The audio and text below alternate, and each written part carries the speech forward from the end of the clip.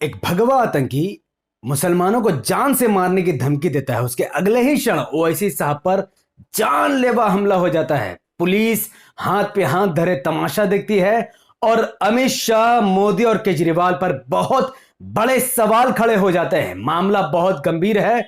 उससे पहले अस्सलाम वालेकुम वरहमतुल्लाहि वबरकातुहू। अल्लाह के नाम से शुरू जो बड़ा कृपालु और अत्यंत दयावान है। मैं हूं मोहम्मद हफीज अंसारी और आप देख रहे हैं द पॉलिटिकल। बीती रोज यानी 19 फरवरी 2023 की रात में कुछ चरमपंथी लोग दिल्ली में अशोका रोड पर स्थित ओवैसी साहब के घर पर ताबड़तोड़ हमले शुरू कर देते हैं। पत्थर उठा उठाकर उनके घरों पर हमला करना शुरू कर देते हैं, जिसके बाद यह खबर ओवैसी साहब पर पहुंचती है। ओवैसी साहब दिल्ली पुलिस में कंप्लेंट लॉन्च करवाते हैं, जिसके बाद आनन फानन में दिल्ली पुलिस की क्राइम टीम मौका वारदात पर पहुंच जाती है। अगर आप इस तस्वीर को ध्यान से देखोगे तो यह ओवैसी साहब का के दिल्ली स्थित अशोका रोड पर स्थित घर का मेन गेट है, जिसके अंदर दिल्ली पुलिस की क्राइम टीम पहुंची हुई है। यह वो मौका वारदात है जहां पर हमला किया गया और वो इन्वेस्टिगेशन टीम आई, उन्होंने 2 पत्थरों को चिन्हित किया और उस पर गोला बनाकर वो चले गई। हम सब जानते हैं कि इससे कुछ हासिल होने वाला नहीं है। जिसके बाद असदुद्दीन ओवैसी साहब ठीक सुबह यानी आज ही के दिन सुबह अपने घर पर पहुंचते हैं, जिनके पास, इसको ध्यान से देखिए, यहां पर साफ तौर पर लिखा है कि असदुद्दीन ओवैसी साहब मेंबर ऑफ पार्लियामेंट लोकसभा के। यह ओवैसी साहब का दिल्ली में स्थित अशोका रोड पर उनका घर है, जहां पर वो पहुंचे और ओवैसी साहब भी उस जगह पर पहुंचे जहां पर पथराव किया गया। अगर आप विंडो को ध्यान से देखोगे तो विंडो पूरी तरीके से टूटी हुई है, यानी हमला बहुत जोरदार था। पत्थर से वो पूरा विंडो ही टूट चुका है, तो आप अंदाजा लगाइए कितने लोग आए होंगे। अच्छा, इस मामले का सबसे बड़ा कनेक्शन है बजरंग मुनि से। बजरंग मुनि ने अपने सोशल मीडिया ऑफिशियल हैंडल में एक वीडियो बनाकर डाला, जिसमें उन्होंने कहा कि मुसलमानों का नरसंहार करना ही पड़ेगा। उसने कहा कि जब तक मुसलमानों का नरसंहार नहीं होता तब तक भारत को हिंदू राष्ट्र नहीं बनाया जा सकता है। इसके अगले ही क्षण बाद असदुद्दीन ओवैसी साहब के घर पर ताबड़तोड़ हमले हो जाते हैं। कुछ चरमपंथी गुट आते हैं और वो ओवैसी साहब पर जानलेवा हमले की कोशिश करते हैं, तैयारी करते हैं। लेकिन अब तक बजरंग मुनि के खिलाफ ना कोई एफआईआर दर्ज की गई है और ना ही इसके खिलाफ कोई एक्शन ली गई है। जिसके बाद दिल्ली के सीएम केजरीवाल पर, देश के होम मिनिस्टर अमित शाह पर और नरेंद्र मोदी पर बहुत बड़े और गंभीर सवाल खड़े होते हैं और उनके कानून व्यवस्था पर भी बहुत बड़ी सवाल खड़े होती है। और टेंशन की बात यह है कि कुछ इससे भी बड़ी घटना 3 फरवरी 2022 को ओवैसी साहब के कार पर हुआ था। उत्तर प्रदेश विधानसभा इलेक्शन 2022 में असदुद्दीन ओवैसी साहब एक रैली के लिए निकले हुए थे। तभी रास्ते पर कुछ लोग ओवैसी साहब पर ताबड़तोड़ फायरिंग करना शुरू कर देते हैं। आप ध्यान से देखोगे तो उनके गाड़ी पर 2 गोलियों के निशान आपको दिखोगे।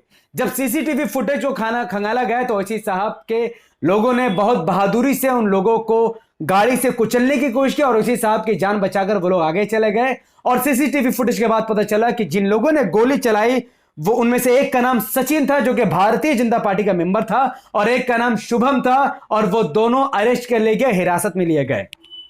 इसके 9 महीने बाद, ठीक इसके 9 महीने बाद यानी 8 नवंबर 2022 को शुभम और सचिन को कोर्ट बेल पर रिहा कर देती है। और कोर्ट से बाहर आने के बाद भी सचिन और शुभम ये कहते हुए देखे जाते हैं, वो कहते हैं कि हां, हमने असदुद्दीन ओवैसी साहब की रेकी की, उनका पीछा किया, पूरी प्लानिंग के साथ हमने उन पर जानलेवा हमला किया और जानबूझकर उन्होंने नीचे गोली मारी ताकि वो गोली सीधे ओवैसी साहब के नौजुबिल्ला सर पर जाके लग जाए। इन लोगों ने ऐसा कहकर ओवैसी साहब का नहीं बल्कि योगी आदित्यनाथ के मुंह पर पेशाब कर दिया है, थूका है और यह कहने की कोशिश की हम यूपी में रहकर गुंडागर्दी करेंगे, गोली चलाएंगे और कोई हमारा कुछ नहीं उखाड़ सकता है। तो यह योगी के मुंह पर बहुत बड़ा तमाचा था।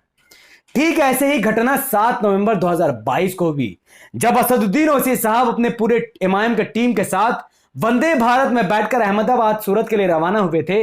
तभी रास्ते में कुछ अज्ञात चरमपंथी लोगों ने उनके जिस सीट पर वो बैठे हुए थे उन पर ताबड़तोड़ हमला करना शुरू कर दिया, पथराव किया और बहुत ज्यादा किया। इतना ज्यादा वो पथराव इतना ज्यादा मजबूती के साथ था कि ओवैसी साहब जिस सीट पर बैठे थे उसी सीट के सामने वाले विंडो को आप देखोगे, वंदे भारत ट्रेन का विंडो पूरा क्रैक हो चुका था, टूट चुका था, बिखर चुका था। यानी अगर वो विंडो टूट जाता तो ओवैसी साहब गंभीर रूप से घायल हो सकते थे। उसी ट्रेन में एमआईएम के बहुत सारे लोग मौजूद थे।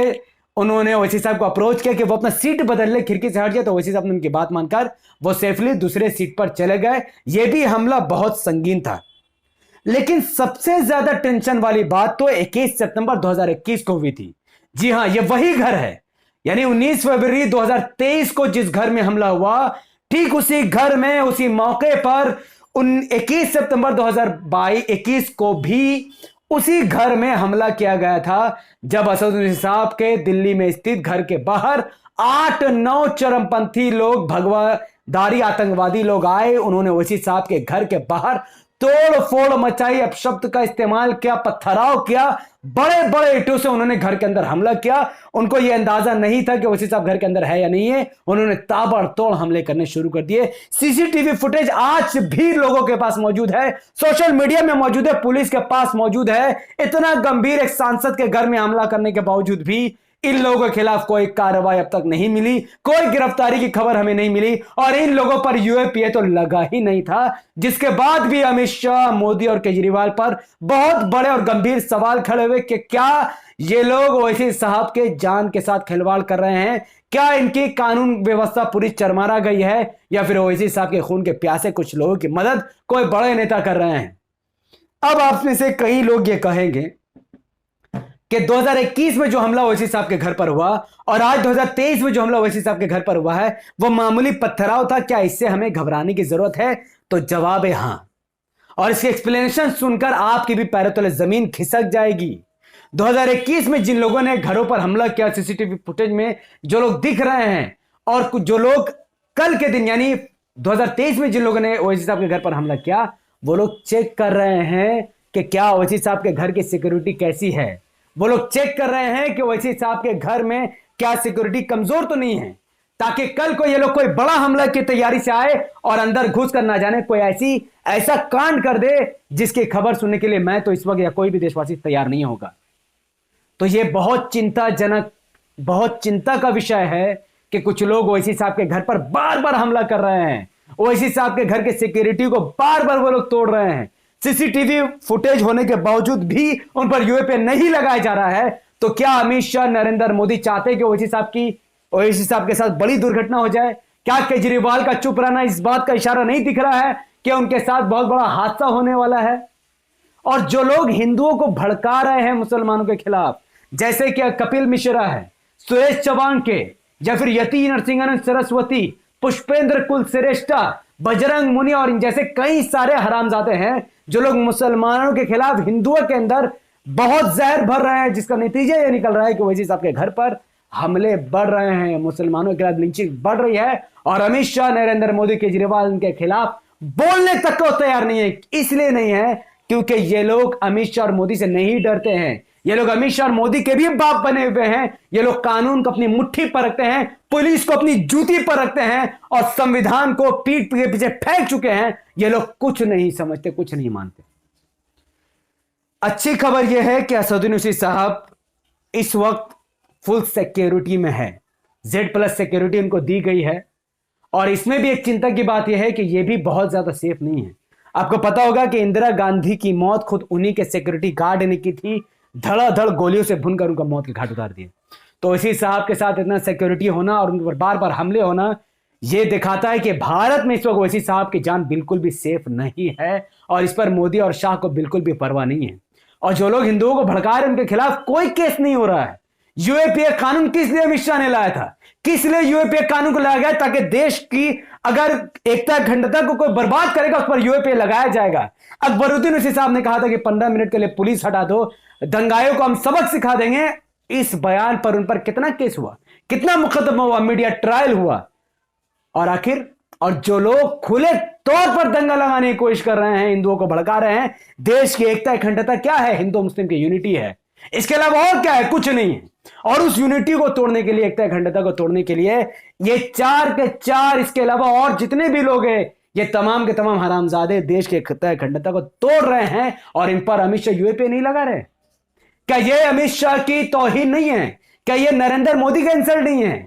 नरेंद्र मोदी, अमित शाह का इंसल्ट सबसे ज्यादा तो यही लोग कर रहे हैं, कानून को हाथ में लेकर देश को बदनाम करने की कोशिश कर रहे हैं। तो ये बहुत महत्वपूर्ण विषय था जो मैंने आपके सामने लाया है, और अब हमें यह करना है कि इस वीडियो को इतना वायरल करना है ताकि नरेंद्र मोदी, अमित शाह, ओवैसी साहब के खिलाफ षड्यंत्र रच रहे कुछ लोगों के खिलाफ कोई बड़ा एक्शन ले। और आपको इस वीडियो को ज्यादा से ज्यादा लोगों तक पहुंचाना ही होगा। यूट्यूब का एल्गोरिथम कहता है कि जब किसी वीडियो पर लोग लाइक करते हैं, उसके लिंक को शेयर करते हैं और धड़ाधड़ अपनी बातों को कमेंट पर रखते हैं, यूट्यूब ऐसे वीडियो को लाखों लोगों तक पहुंचा देता है। तो इस वीडियो को लाइक कीजिए, इसके लिंक को व्हाट्सएप, फेसबुक, इंस्टाग्राम में शेयर कीजिए। अपनी बातों को कमेंट पर बताइए कि क्या आपको यह नॉर्मल हादसा लगता है या कोई बड़े हमले की तैयारी कोई रच रहा है और नरेंद्र मोदी, अमित शाह खामोश होकर तमाशा देख रहे हैं। अपनी बात कमेंट पर जरूर लिखिएगा। और एक बात और, क्या अकबरुद्दीन ओवैसी साहब की स्पीच से आप इत्तेफाक रखते थे? क्या उनकी बात सच नहीं थी जो उन्होंने दंगाइयों के बारे में कहा था? खुलकर अपनी प्रतिक्रिया कमेंट पर जरूर डालिएगा। हमारे यूट्यूब चैनल द पॉलिटिकल को सब्सक्राइब कीजिए, बेल आइकन को हिट कीजिए। अगर आप सब इस वीडियो को हमारे Facebook channel the political news पर देख रहे थे तो इसे लाइक और फॉलो कीजिए, 5 बड़े ग्रुप में शेयर कीजिए। मुझे अपनी दुआ में याद रखें। बहुत बहुत शुक्रिया। अस्सलाम वालेकुम रहमतुल्लाहि व बरकात। अल्लाह के सलाम रहमत बरकात अब तमाम भाई और बहनों पर हो। मैं अल्लाह भी पी सपना से अल्लाह सुब्हानहू व तआला ओवैसी साहब की रक्षा करे और देश की एकता अखंडता को तोड़ने वालों पर अल्लाह का कहर टूटे, अजाब बरपा हो ताकि देश बचा रहे। बहुत बहुत शुक्रिया।